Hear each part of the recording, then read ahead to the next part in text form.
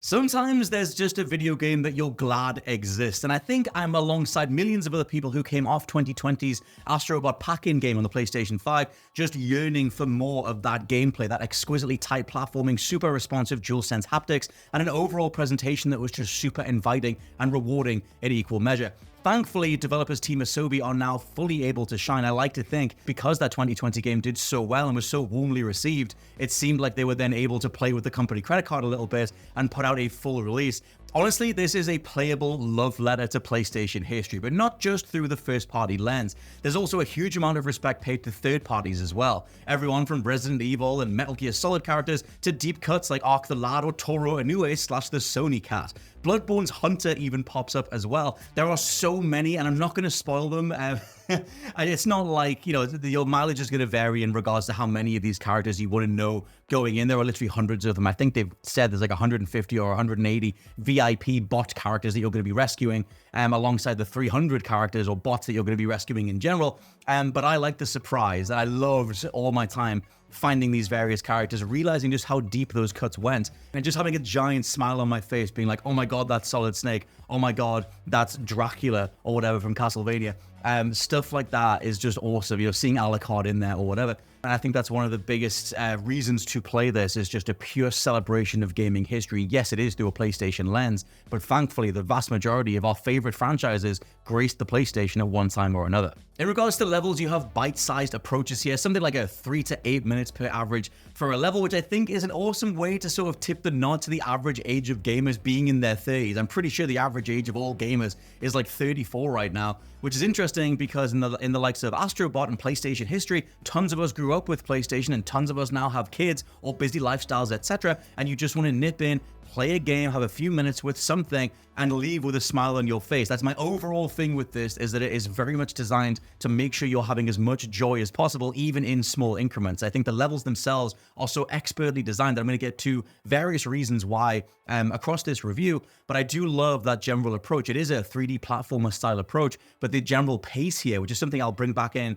a minute, the general pace here is just thunderous. They want you to get in there, to hoover up different characters, to experiment different ways of getting around the levels, enjoy the power set that you're being given, and just have an immediately positive good time. Astro's power set is the same as the 2020 game. Hitting jump again gives you a downward boost attack. You can spin in the air for more distance, or you can hold the standard melee attack for a spin. And outside of that, you get powers on certain levels as well. A rocket jump, some spring-loaded fists, one where you turn into a sponge and have to weaponize soaking up and releasing water to douse fires and clean oil slicks. The overarching vibe is just one of inventiveness, and I love, if you look into Team Asobi's history and Japan Studios' history, the individuals putting this game together have always been involved in refining things like the DualSense and the way that, Sony's hardware works, and you can just feel that in every single implementation here on the gameplay side. The way that the controller rumbles, the different feel of walking over ice or glass or walking through snow, or what it feels like when the breeze kicks up or the wind flies past you or whatever.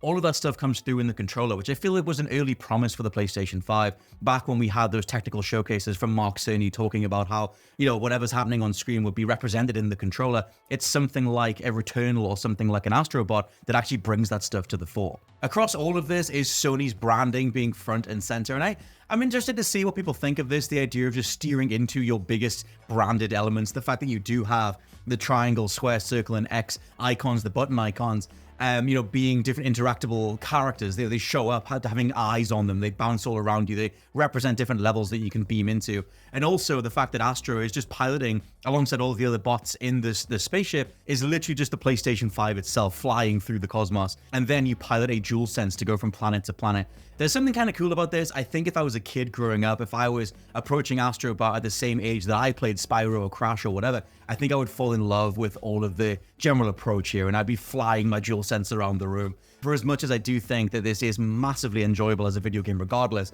I just have to imagine the new generation coming up and the amount of fun they're going to have with this being their first premium 3D platformer. Like I mentioned, Crash, Spyro, Banjo on the N64 or whatever.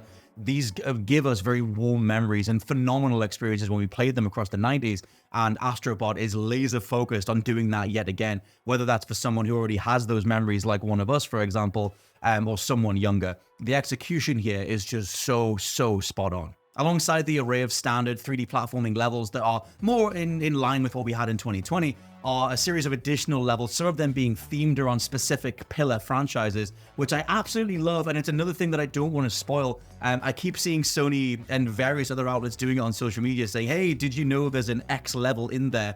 I'm only going to mention one of them. It's one of those things that I think, you know, when you realize, oh my God, in this case, I'm playing a version of God of War Ragnarok, you know, but as Astro Bot, where they've done an Astro Bot version of the Leviathan axe. You're throwing it and recalling it. When you're in a level that is entirely themed around God of War Ragnarok, that's just such a cool, really, really cool idea. I kind of hope they do a bit more DLC for the game, maybe flesh out different Sony IP. There's a specific level in here, and it is the first one you get, so you'll stumble upon it in the first world. That is just a direct nod to one of the greatest IP that used to be front and center for PlayStation, you know, overall, and something that I hold near and dear to my heart, which again, I'm not going to spoil, but hopefully you love it as much as I do. All I'll say is dual analog sticks, and maybe that'll point you in that direction. Alongside this, if you were begging for a difficulty spike or something to get stuck into that proves it's not just for the 3-year-olds, there are additional secret levels that you can trigger by hanging out in some of the galaxy maps long enough. Sometimes collectibles will appear, sometimes meteors will appear that you can fly into, or certain star clusters will appear that you can fly through. Various different things. Sometimes it's a collectible that you might need to get in one of the levels to open up a warp zone somewhere else. But this is where the difficulty starts to go a bit higher. There, as an array of secret levels, there are some other things like retro throwbacks and things like that. But overall, if you're looking for that really tight 3D platforming gauntlet energy, that's where this difficulty is housed. You need to seek it out. You know, if you go for 100% completion, you're going to find that stuff anyway. But still, it's really, really cool to see Team Asobi do the all-inviting, everybody come on in, look at all these franchises, have all this fun. And then for those of us who like tighter 3D platforming, you do get little examples of that as well. Obviously, the game does ramp up in difficulty across its entire playtime, but we are talking about something for all ages, and we are talking about something that is going to be played by a lot of kids. So in regards to the more difficult stuff, like the really tight stuff, those are the things that you're going to have to go out of your way to find. All of this feeds into base building, which is another cool reason to get out there and find every last puzzle piece, find every last gold coin, etc., because you're going back to this home planet and you're building up the idea of the Astro Bot populace as they recover from being attacked by a random alien at the beginning of the game. The overall point, though, is that 2020's gacha machine returns, so you can unlock accessories and new animations for bots that you're rescuing. Snake gets a cardboard box, Jack gets Daxter, Spike from Ape Escape gets some cookies, etc.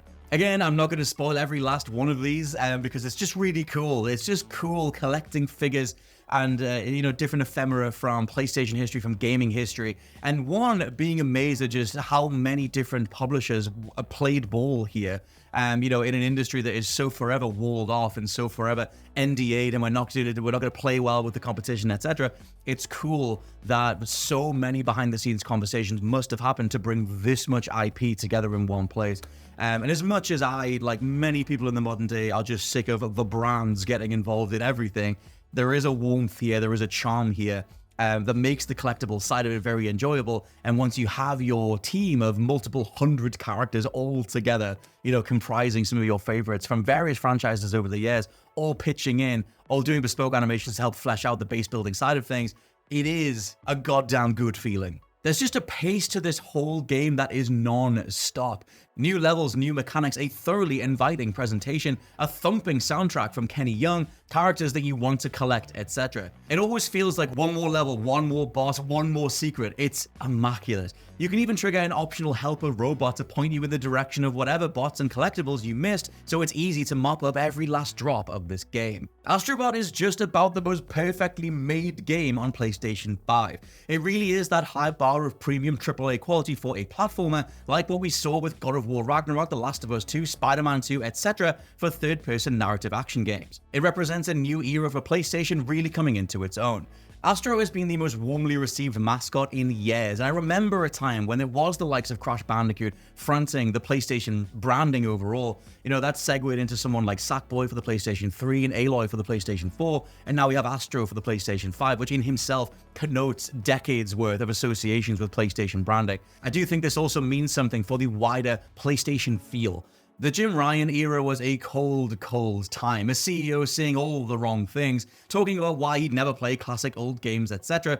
And since he stepped down and was replaced by Hermen Hulst and Hideaki Nishino, you've seen a wealth of PlayStation classics added to PlayStation Plus, like the Time Splitters trilogy and the PSP Resistance game. Now, Astro was clearly in development long before Hulst and Nishino took the reins of PlayStation, but this game representing the idea of saving every last first-party property across the last 30 years and unifying them under one banner of pure celebration for a series of systems that have come a long, long way is a very good foot to put forward. And Astrobot feels like the perfect mix of old meets new, with a gameplay style that's inviting and rewarding in equal measure. It's exactly what you're expecting going in, with improvements and new ideas in all the right places. Long live 3D platformers, a staple part of every gamer's diet growing up, and one that has not been cooked up and served so well in way too damn long. The Crash trilogy, the Spyro trilogy, the Reignited stuff back in 2017 or whatever, that's how long we've had to wait. Astrobot is absolutely stellar, 5 stars across the board, and you should play it right now.